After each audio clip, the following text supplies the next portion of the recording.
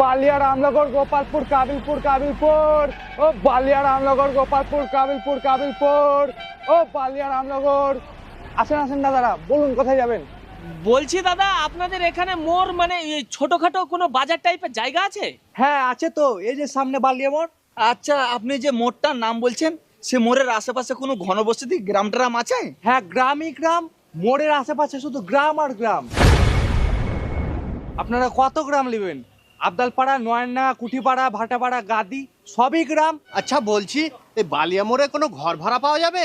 এটা দাদা আমি ঠিক বলতে পারছি না, ওখানে গিয়ে খোঁজ করতে হবে। তাহলে দাদা আপনি এক কাজ করেন, আমাদেরকে ওখানে নিয়েই চলেন। হ্যাঁ হ্যাঁ, বসেন বসেন।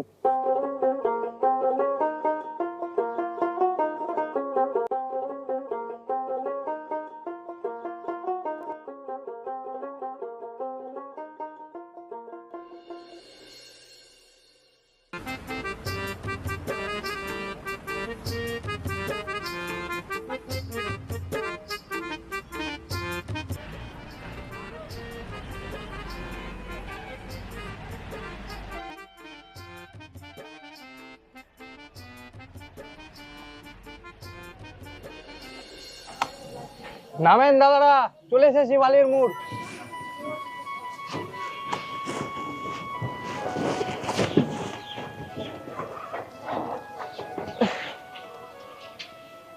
কত দাদা, ভাড়া কত? 40 টাকা।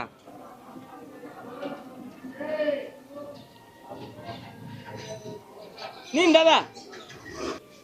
আচ্ছা তাহলে আপনারা এদিক ওদিকে খোঁজ করে দেখুন, ঘর ভাড়া পেয়ে যাবেন। ঠিক আছে দাদা।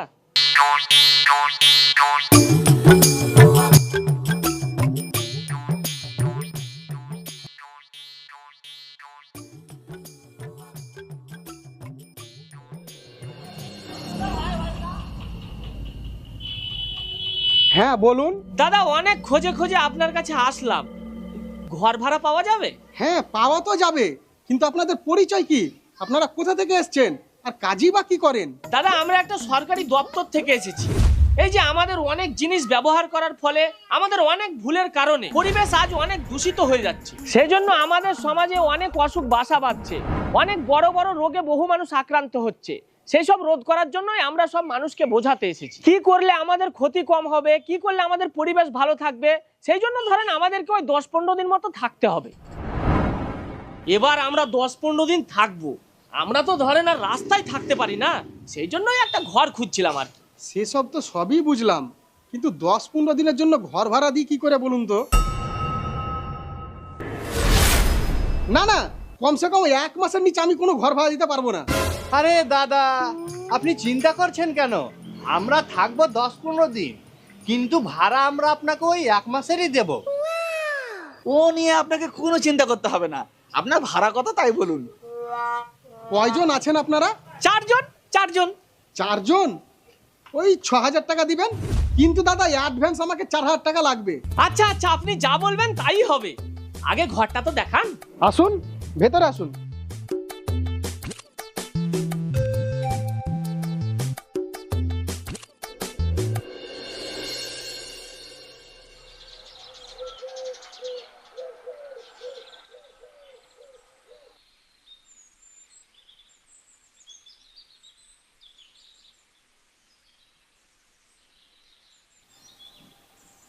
শালা ঘর ভাড়া তো পেয়ে গেলাম, এবার শুধু জালবা দেখানোর পালা। তোরা কি জালবা দেখাবি রে পাগলা? এই এলাকায় জালবা তো দেখবি হামার। দেখিস, তুই আমার শেষে সাজুর মতন করিস না, ফারাক্কা থেকে তো মরতে মরতে বাঁচাইনু।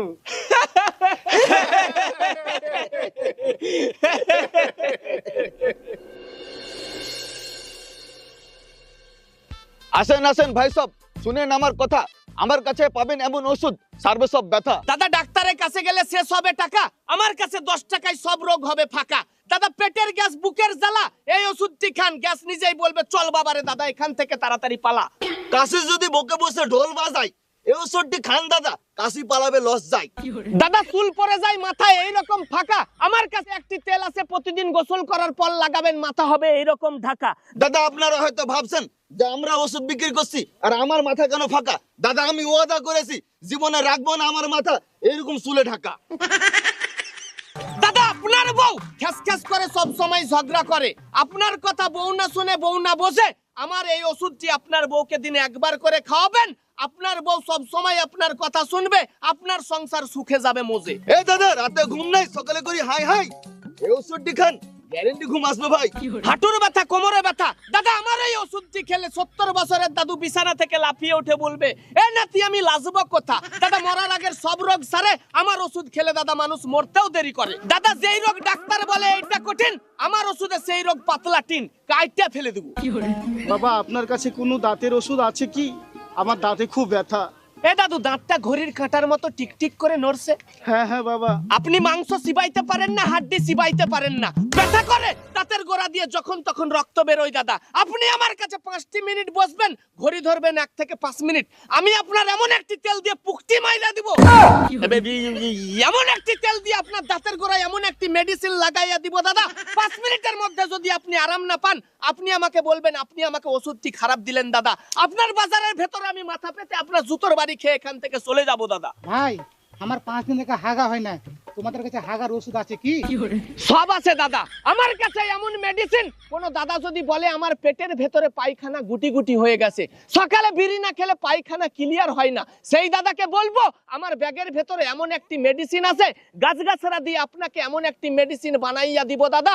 মানুষ মিথ্যা হইতে পারে, আপনি মিথ্যা হইতে পারেন, আমি ওষুধ বিক্রেতা, আমি মিথ্যা হইতে পারি, কিন্তু গাছ মিথ্যা হয় না দাদা। আপনারা চোত্তার গাছ চেনেন? চোত্তার গাছ, এই চোত্তার গাছটা আপনি আপনার পুটকির ভেতরে একবার টান দিয়া 1 গ্লাস ঠান্ডা পানির ছিটা মারবেন, এখান থেকে গুয়াহাটি শিলিগুড়ি ভাড়া লাগবে না দাদা। কি কথা ঠিক না ভুল বলছি দাদা? আপনাদেরকে এই বাজারের মধ্যে এখানে বসে আজকে একটা বাচ্চাদের জন্য ফ্রি মেডিসিনের কথা বলে যাব দাদা। আপনারা সবাই এই পান পাতাটা নিশ্চয় চেনেন, এখানে অনেককেই দেখতে পাচ্ছি আপনারা কুটুর কুটুর করে পানও চিবচ্ছেন। আপনাদের বাচ্চার 10 দিন পায়খানা হচ্ছে না, 5 দিন পায়খানা হচ্ছে না, 15 দিন পায়খানা হচ্ছে না, আপনারা এই পানের বোঁটাটা এইভাবে ভেঙে আপনার বাচ্চার পুটকির পেছনে একটু খালি ঢোকাবেন, ঢোকার সঙ্গে সঙ্গে আপনার বাচ্চা 10 দিনের, 15 দিনের, 20 দিনের পুরনো পায়খানা বাইরে হর হর করে বার করে ফেলে দেবে। গাছের পাওয়ার আছে দাদা।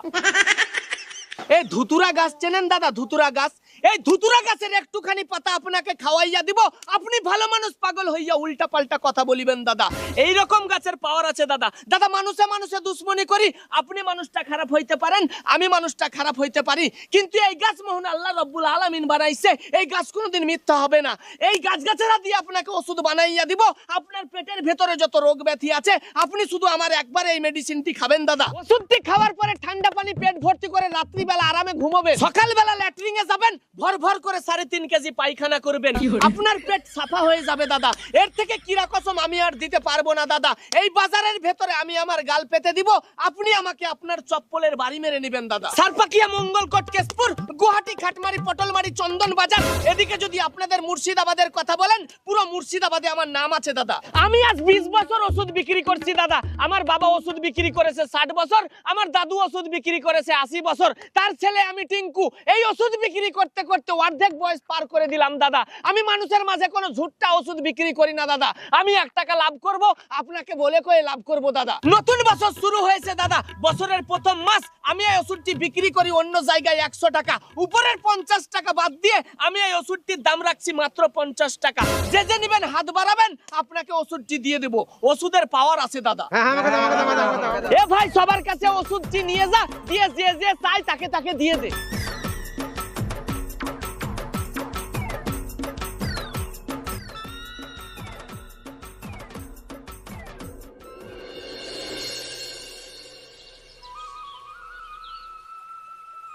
আসসালামু আলাইকুম। ওয়ালাইকুম আসসালাম। ভাই আমরা একটা মাদ্রাসা থেকে এসেছিলাম, তো কিছু দান করতেন। কোন মাদ্রাসা? আমরা একটা এতিম মাদ্রাসা থেকে এসেছি ভাই। ও আচ্ছা।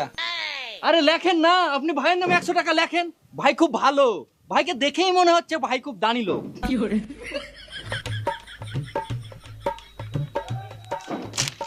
এই নিন ভাই।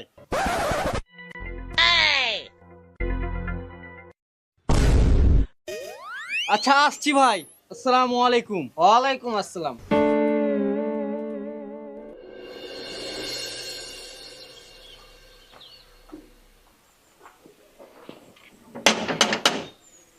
বাড়িতে কেউ আছেন? বাড়িতে কেউ আছেন?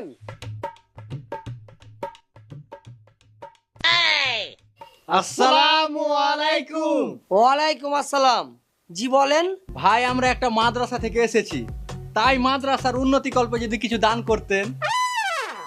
সেসব তো সবই বুঝলাম, কিন্তু এখনকার যা দিনকাল, মানুষকে বিশ্বাস করাই দায়। কে কখন মাদ্রাসার নাম করে, মসজিদের নাম করে ঠকবাজি করে টাকা নিয়ে চলে যাচ্ছে। আস্তাগফিরুল্লাহ, নাউযুবিল্লাহ, তওবা তওবা তওবা তওবা। আপনি কথাটা ঠিকই বলছেন ভাই, তবে আমরা ওরকম লোক না। আমরা সত্যি সত্যি মাদ্রাসা থেকে এসেছি।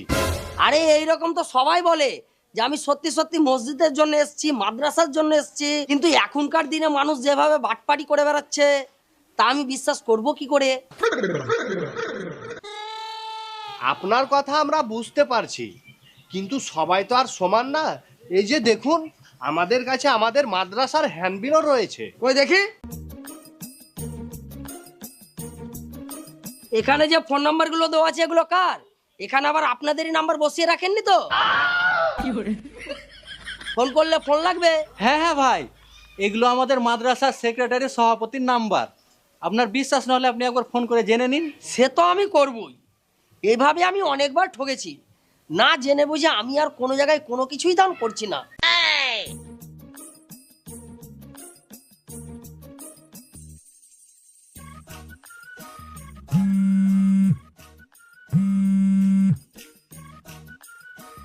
হ্যালো, আসসালামু আলাইকুম। ওয়ালাইকুম আসসালাম। আপনি কি মাদ্রাসার সেক্রেটারি বলছেন? মাদ্রাসা? ও হ্যাঁ হ্যাঁ, বলছি বলছি, বলেন। আপনাদের মাদ্রাসা থেকে এখানে দুটো লোক এসছে, তাই আমি ফোনটা করে দেখলাম আর কি। এরা সত্যি সত্যি মাদ্রাসা থেকে এসছে না কোনো ঠকবাজি করতে এসছে? হ্যাঁ হ্যাঁ, ওরা আমাদের মাদ্রাসা থেকেই গেছে। এই বুঝতেই পারছেন, এতিম মাদ্রাসা, মানে আমাদের একটু হয়ে উঠছে না আর কি, সেই জন্য লোকজনেরও সাহায্যের দরকার। দিয়ে দেন, ওরা আমাদের মাদ্রাসা থেকেই গিয়েছে। হ্যাঁ হ্যাঁ, ওটা জানার জন্যই ফোন করেছিলাম। আচ্ছা বেশ, ঠিক আছে। কিছু মনে করেন না, বুঝতেই পারছেন এখনকার যুগে যে যেভাবে পাচ্ছে সে সেইভাবে ব্যবসা করছে। এক জায়গায় দান করব, একটু জাস্টিফাই না করলে হয়, তাই একটু জেনে বুঝে নিলাম আর কি। এই নিন। তা কত লিখবো ভাই? কত লিখবেন? 10 টাকা লিখেন। শালার বেটা শালা, এতক্ষণ ধরে কৈফত লিয়ে বলছে 10 টাকা লেখো। শালার বেটা শালার কে লেগে ব্যবসা করাই যাবে না? তোর 10 টাকা লিয়ে তুই পুঁকটিতে ভর করে শালা।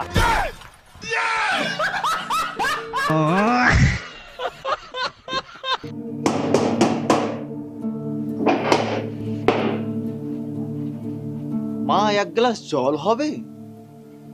হ্যাঁ হ্যাঁ বাবা, জল হবে না কেন? আসুন আসুন, ভিতরে এসে বসুন, আমি জল নিয়ে আসছি।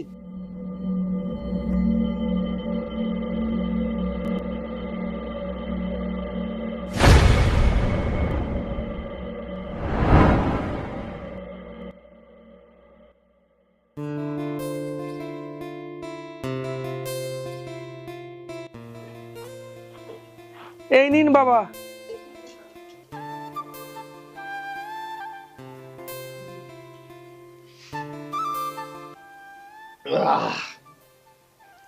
এই নাও মা, তোমার অনেক মঙ্গল হোক মা। কি রে মা, তোকে দেখে খুব দুঃখী মনে হচ্ছে। না না বাবা, আমি সব জানি রে মা, আমি সব জানি। তুই তো সংসার নিয়ে সুখে নাস। তোকে ছেড়ে তোর স্বামী অন্য মেয়ে নিয়ে ফুর্তি করে। তুই কিছু বলতে গেলেই তোর স্বামী তোকে অনেক মারধর করে। হ্যাঁ হ্যাঁ বাবা, কিন্তু আপনি জানলেন কি করে? আগের মাসের 13 তারিখ ঠিক 11টা বেজে 35 মিনিটে তোর স্বামী তোর সাথে ঝগড়া করে বাইরে চলে গেছে। তোর স্বামী তোর সাথে ঠিকভাবে কথাও বলে না। তুই ফোন করলেই বারবার ফোনটাকে কেটে দেয়। হ্যাঁ হ্যাঁ বাবা, হ্যাঁ। তোর স্বামী তোকে বাইরে থেকে 1 টাকাও পাঠায় না। যা ইনকাম করে সব অন্য মেয়ের পিছনে খরচ করে দেয়। তোর সংসার খুব কষ্টে চলছে রে মা। হ্যাঁ বাবা, হ্যাঁ। সব ঠিক হয়ে যাবে। যা ঘর থেকে একটা 500 টাকার নোট নিয়ে আয়।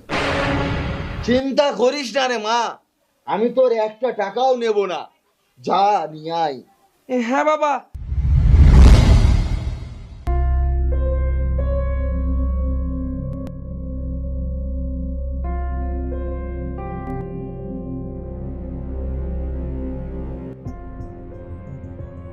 এই নিন বাবা।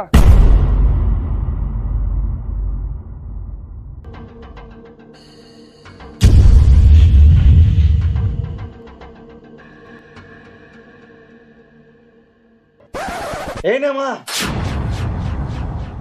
এই টাকাটা তোর বিছানায় বালিশের তলে রেখে দিবি। তুই যদি চাস তোর স্বামী সব ভুলে গিয়ে শুধু তোকেই ভালোবাসবে, তোর সংসার দুধে ভাতে টাকা পয়সাই ভরে যাবে। বাবা আপনি সত্যি বলছেন? এটা কি সম্ভব? তাহলে বলুন বাবা, আমাকে কি করতে হবে?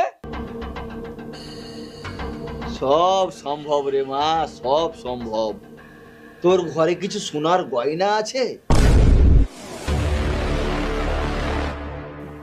আছে তো বাবা, কেন? যা নিয়ে আয়। কি ব্যাপার, বাবা সোনা চাইছে কেন? বাবা আবার সোনা নিয়ে পালিয়ে যাবে না তো? না না, বাবা তো টাকাটাও নিল না। আমার জীবনে কি চলছে না চলছে সবই তো বলে দিচ্ছে। না, আমার স্বামী আমাকে ভালোবাসবে, আমার সংসার সুখে ভরে যাবে। কি রে মা, কি ভাবছিস? আমি তোর কিচ্ছু নেব না। তুই যদি না চাস তুই বল, আমি এক্ষুনি চলে যাচ্ছি। না না বাবা, আমি এক্ষুনি নিয়ে আসছি।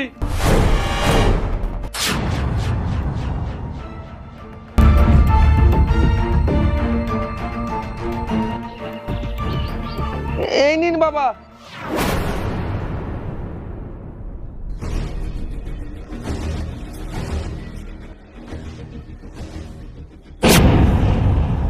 মা, তোর ঘরে কি গরুর দুধ আছে? না বাবা, গরুর দুধ তো নেই। কারো বাড়ি থেকে ব্যবস্থা করতে পারবি? যা, পারলে কারো বাড়ি থেকে এক গ্লাস দুধ নিয়ে আয়। হ্যাঁ হ্যাঁ বাবা, এক্ষুনি যাচ্ছি।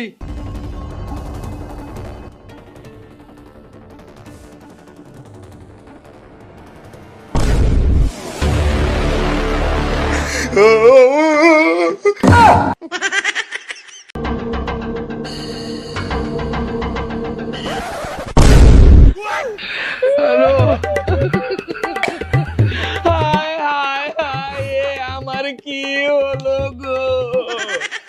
আমার সোনা চুরি করে নিয়ে চলে গেল গো।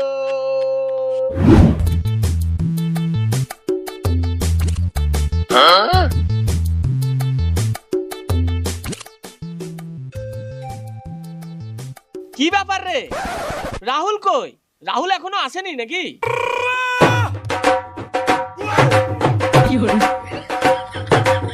কি হলো রে, এত লাসছিস কেন? বড় কোনো হাত মারলি নাকি? আবে লাস্ট কি সাধে এ এ এদে ওরে শালা, তাহলে তো তোর থেকে আমার লাছার বেশি কথা বে। দে দেখ কি হরে।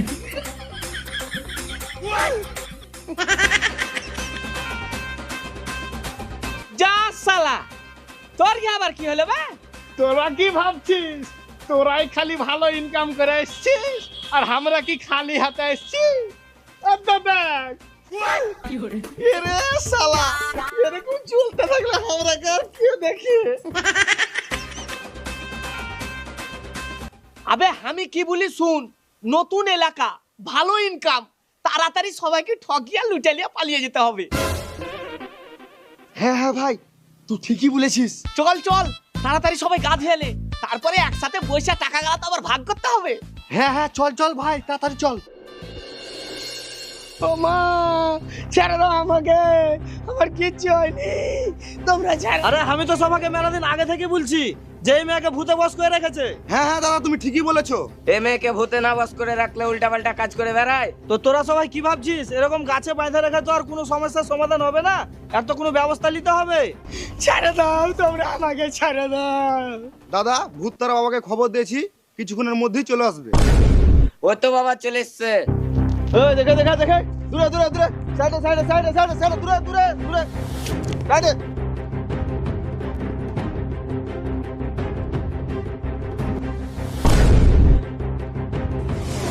এই ভিতরে কি আত্মা বস করে আছে? আমি কতবার বলবো, আমাকে কোনো আত্মা বস করেনি, তোমরা সবাই মিলে আমার উপরে অত্যাচার করছো। এই চুপ!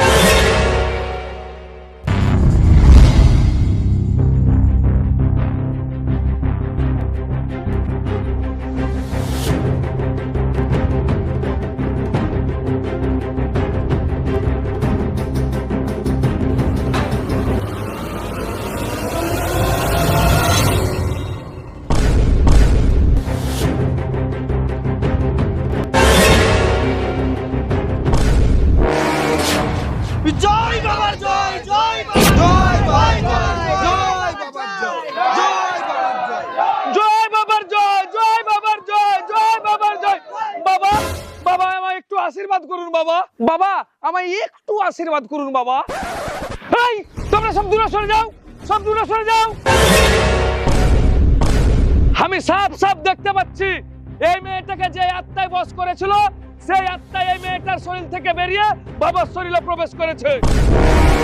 এই চুপ! কি বললি? আত্মার বাবার শরীরে? অসম্ভব! আমি জানি তোমরা কেউ আমার কথা বিশ্বাস করবে না।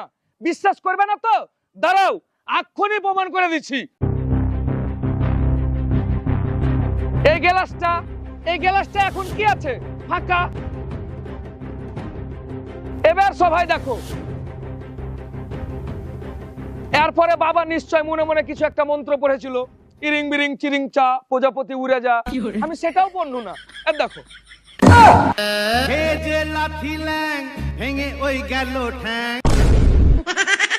তোমরা যেটাকে বাবার শক্তি ভাবছিলে, বাবার চমৎকার ভাবছিলে, সেটা কোনো বাবার শক্তি না, কোনো চমৎকারও না, সবই সায়েন্সের খেলা। যে সায়েন্সের ব্যবহার করে এই রকম ভণ্ড বাবা আমাদের মতন সাধারণ মানুষকে ঠকিয়ে টাকা পয়সা সব লুটে নিয়ে চলে যাচ্ছে। ভাঙলো মাথায় তোমার বেল ও জাদু। আর আমরা আজ শিক্ষিত সমাজে বসবাস করেও অশিক্ষিতর মতন সব বিশ্বাস করে নিচ্ছি। এটা তো বাবার নমুনা দেখালাম, তোমরা বাবার আসল রূপ দেখতে চাও? এই দেখো। তাই তো, আমাদেরকে তো বোকা বানানো হচ্ছে। এই মার শালাকে!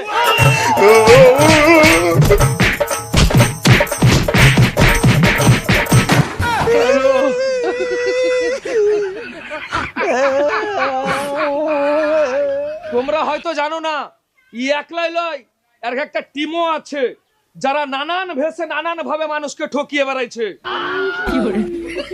একই আর কয়েক ঢালা গেলে ঠিক ও টিমের সাথীরা ডেকে নেবে। এই ডাক ডাক সারা ডাক। ডাকছি ডাকছি ডাকছি।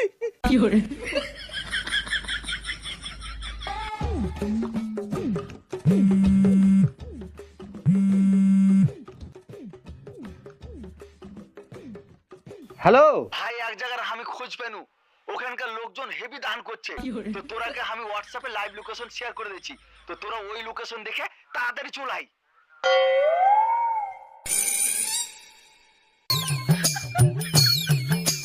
আসসালামু আলাইকুম। ওয়ালাইকুম আসসালাম। দেখেন তো একে চিনতে পারছেন কিনা?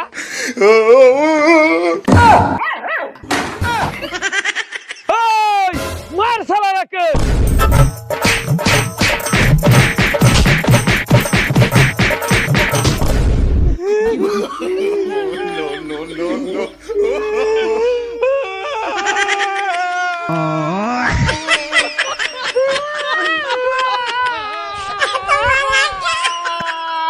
এই শালারা, তোর কাছে তার কে আছে ভাই? বল তোর কাছে তার কে আছে? আছে আছে, আরেকজন আছে। ডাক শালা ডাক, তাড়াতাড়ি ওকে ডাক। ফোন কর, ফোন করলি বা?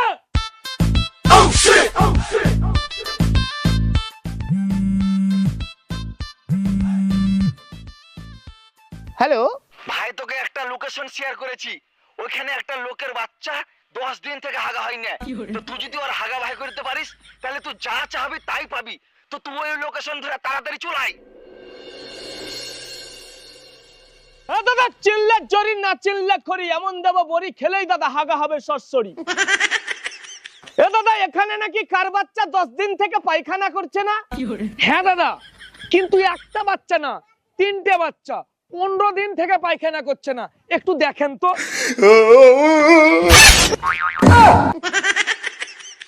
এই মার শালাকে।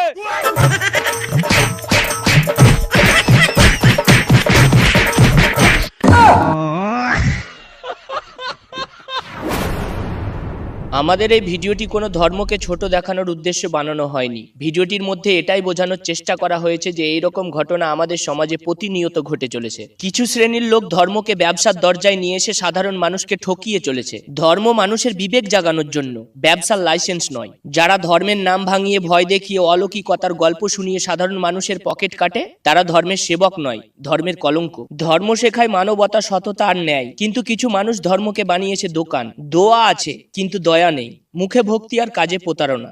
সাধারণ মানুষ কষ্টে থাকে আর কিছু লোক সেই কষ্টকে পণ্য বানায়। কারো অসুখ, কারো ভয়, কারো অজ্ঞানতাকে কাজে লাগিয়ে যারা টাকা কামায় তারা বিশ্বাসের শত্রু। ধর্ম মানে অন্ধ অনুসরণ নয়, ধর্ম মানে নৈতিকতা। যেখানে প্রশ্ন করা পাপ হয়ে যায় সেখানে শোষণ শুরু হয়। বিশ্বাস রাখুন কিন্তু চোখ বন্ধ করে নয়। সবাই ভালো থাকবেন, সুস্থ থাকবেন আর এই রকম কিছু ভণ্ড ব্যবসায়ীদের থেকে সাবধান থাকবেন। ধন্যবাদ।